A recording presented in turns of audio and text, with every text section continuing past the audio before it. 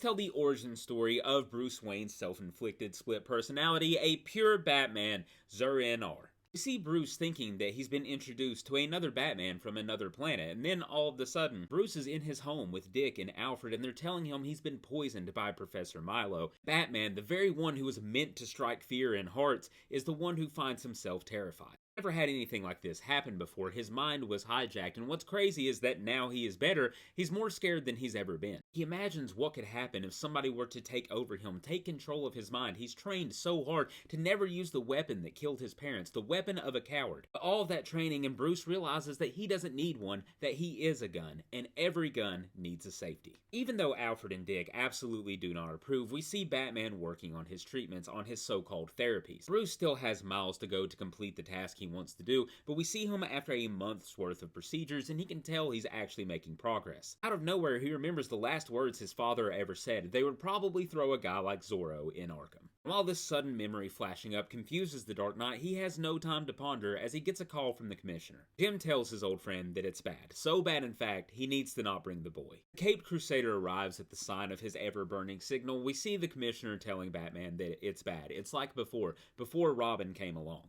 Most of Batman's repeat offenders were affected by Robin. His very presence caused them to be lighter, even if they didn't mean to be. Jim tells Batman he doesn't want things to turn around. He doesn't want this to work the other way, that this is too dark for a child to see. Bruce begins to dig through the pictures of the victims. He realizes that this is a fake smile on their faces and that something is wrong, but as he comes to this realization, he himself starts to crack. He knows he shouldn't be out here, that he isn't ready, that his mind isn't ready, but he wonders if the Joker knows that too.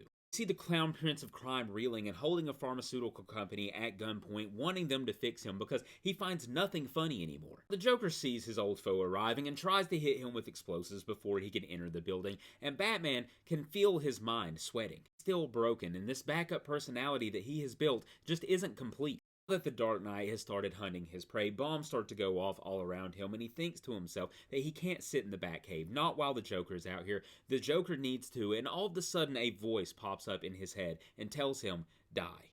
Batman quickly corrects it, telling himself he needs put away, that he doesn't kill. Batman is relentlessly sprinting up the stairs towards the danger, but all the while pondering if he should be alone on this, if he should call for help. Between his self-doubts and the memories creeping back in of his parents teaching him about the sanctity of life, Dark Knight finds the Joker in a room full of corpses and realizes that he took too long, that because he was weak, these people are dead. The Joker is furious and jealous because Professor Milo was the one who broke the Bat's brain, and if anything, the Joker is supposed to be the crazy one, not him. The Joker abandons his hostage and leaves Batman to go make his getaway, and as Bruce sees these people laying on the ground, he thinks to himself, no more, not one more. Zur-En-Arrh finally reveals himself and breaks through and tells Batman that these people don't deserve the fate that they got. Something needs to change here, and Bruce Wayne doesn't have to get his hands dirty at all. As he hunts the clown down, the Joker quickly realizes that while he may look the same, this isn't his Batman. Zur-En-Arrh quickly corrects him and tells him, no, I am him, I am Batman, and tonight you die. The Joker is laughing hysterically because Batman is now as crazy as him, but Zur-En-Arrh tells him the only thing crazy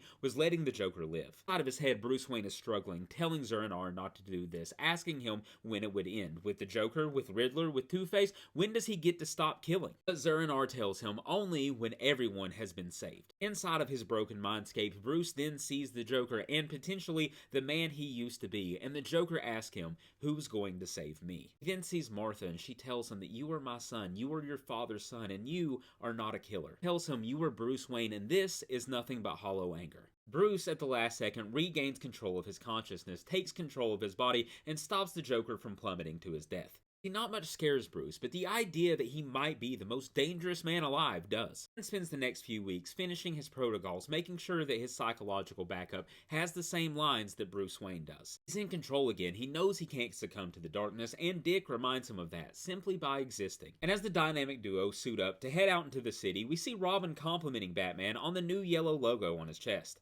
Batman tells Robin that it'll simply help draw fire towards his fortified chest plate. He also likes to be reminded that there's something lurking behind the bat.